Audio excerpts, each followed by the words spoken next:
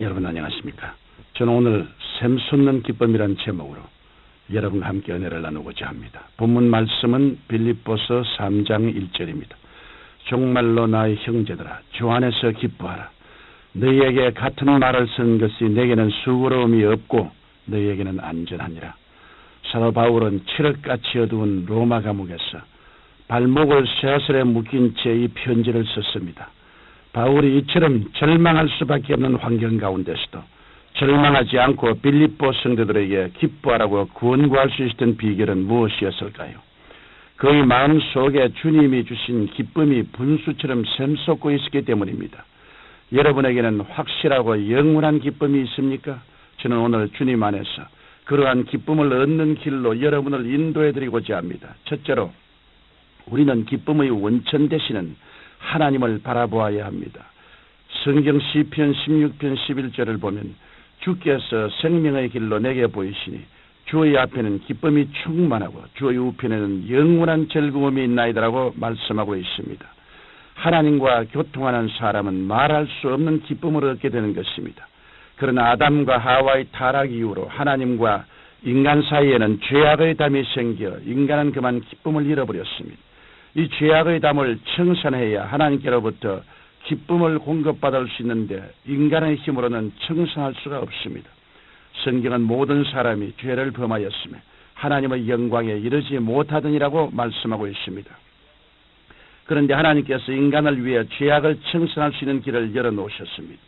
하나님의 아들 독생자 예수 그리스도를 보내셔서 모든 인류의 죄를 대신하여 십자가를 지게 하심으로 인간의 과거와 현재와 미래의 모든 죄를 말끔히 청산하게 하신 것입니다.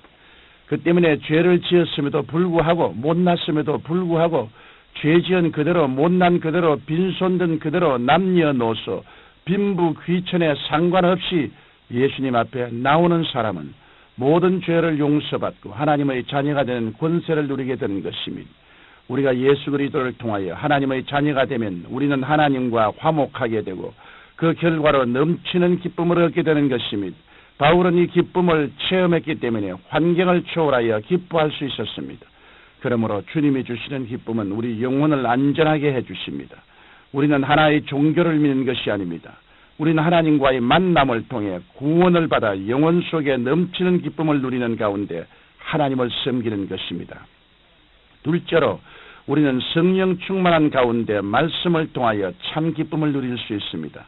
성령께서는 우리에게 넘치는 기쁨을 주십니다. 요한복음 7장 37절로 38절을 보면 예수님께서는 누구든지 목마르거든 내게로 와서 마시라. 나를 믿는 자는 성경의 이름과 같이 그 배에서 생수의 강이 흘러나리라고 말씀하고 있습니다. 여기서 생수의 강은 곧 성령이요 기쁨입니다. 기쁨이 있어야 우리가 인생을 힘있고 가치 있게 살아갈 수 있습니다. 잠언 17장 22절은 다음과 같이 말씀하고 있습니다. 마음의 즐거움은 양약이라도 심령의 근심은 뼈로 마르게 하느니라. 기쁨은 질병을 극복하고 절망을 극복하게 합니다. 우리는 성령 충만한 가운데 넘치는 기쁨을 가지고 세상을 이기며 살아가야 하겠습니다. 성령께서는 우리에게 말씀을 통하여 위로와 기쁨을 주십니다. 성경 예레미야 15장 16절은 만군의 하나님 야훼시여 나는 주의 이름으로 일컬음을 받는 자라. 내가 주의 말씀을 먹었사오니 주의 말씀은 내게 기쁨과 내 마음의 즐거움이라고 하였습니다. 우리는 진리를 깨달을 때 형언할 수 없는 기쁨을 얻습니다. 옛 성년도 아침에 도를 깨달으면 저녁에 죽어도 후회함이 없다고 말했습니다. 하물며 하나님의 말씀을 깨달을 때 우리에게 어찌 기쁨이 넘쳐나지 않겠습니까? 하나님의 말씀은 우리 심령의 염려와 근심의 어두움을 몰아내고 기쁨의 환한 빛으로 나타납니다. 이 때문에 성도는 반드시 교회에 나와서 말씀을 듣고 집에서 계속 말씀을 읽고 묵상해야 합니다. 하나님의 말씀을 통해 영원한 기쁨을 얻어야 합니다. 이 기쁨을 얻는 사람이 가정의 화목을 이루고 이웃과 사회에 평화를 조성합니다. 이 기쁨을 얻는 사람이 인류를 살립니다. 이 기쁨이 창조적인 기쁨이요 위대한 기쁨입니다. 셋째로 우리는 기도하고 교제하는 삶을 통해서 기쁨을 얻을 수 있습니다. 우리는 하나님 앞에서 죄를 회개하며 염려와 근심을 다 맡길 때 마귀의 억압에서 벗어나 샘솟는 기쁨을 체험할 수 있습니다. 그러기 위해서는 적어도 하루에 1시간 이상 기도를 통해 죄를 회개하고 염려와 근심을 하나님께 맡겨야 합니다. 하나님께서 주시는 죄 용서와 만족과 기쁨은 세상의 무엇과도 바꿀 수 없는 것입니다. 오늘날 성도들이 함께 모여 기도하고 찬송하고 서로 신앙의 교제를 나누는 것이 얼마나 중요한지 모릅니다. 성도의 교제 없이 혼자 신앙의 성장과 성숙을 이루겠다고 하는 사람은 참으로 어리석은 사람이 아닐 수 없습니다. 성도의 교회는 마귀의 역사를 몰아내고 하나님의 영광을 나타냅니다. 이 때문에 우리는 주일 예배, 수요 예배, 금요 철야 예배, 구역 예배 참석할 뿐 아니라 이웃에 있는 성도들과도 자주 만나 서로의 신앙 성숙을 위해 격려하고 교제해야 하는 것입니다. 기쁨은 나눌수록 커지고 슬픔은 나눌수록 적어집니다.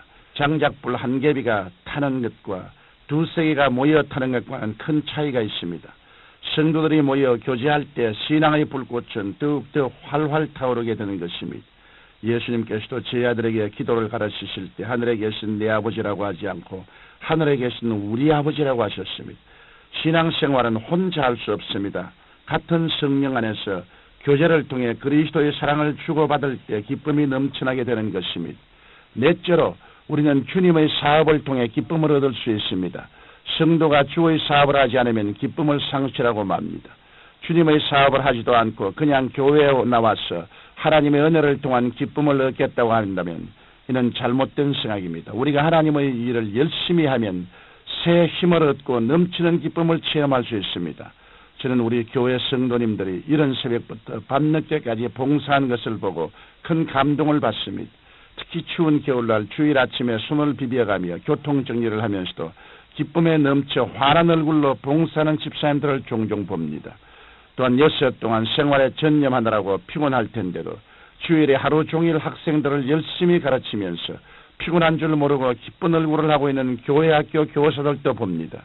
이렇게 하나님께서는 하늘나라의 확장을 위해 힘쓰고 애쓰는 성도들에게 말로 형용할 수 없는 하늘나라의 기쁨을 넘치도록 부어주십니다. 예수님께서는 달란트 비유를 들어 우리에게 이 사실을 교훈해 주셨습니다. 주인의 말을 듣고 열심히 충성하여 2배를 남긴 두 종은 주인이 돌아왔을 때 주인에게 잘하였도다 착하고 충성된 종아, 내가 작은 일에 충성하였으며 내가 많은 것으로 내게 맡기리니 내 주인의 즐거움에 참여하라는 칭찬을 들었습니다. 그러나 충성하지 않고 한 달란트를 그대로 가지고 있던 종은 주인으로부터 악하고 게으른 종이란 말을 듣고 저 무익한 종을 바깥 어두운 데 내어 쫓아 거기서 슬피 울며 이를 갈미시라는 책망을 받았습니다. 사랑하는 성도 여러분, 기쁨을 잃은 사람의 삶은 가뭄으로 메마른 땅처럼 삭막합니다. 그러나 주님으로부터 기쁨을 얻은 사람은 단비를 맞아 빛나는 산천 초목처럼 운택합니다. 그러므로 여러분은 예수 그리스도를 통해 이 기쁨을 누리고 그 기쁨을 이웃에게 풍성히 나누어 주게 되시기를 예수님 이름으로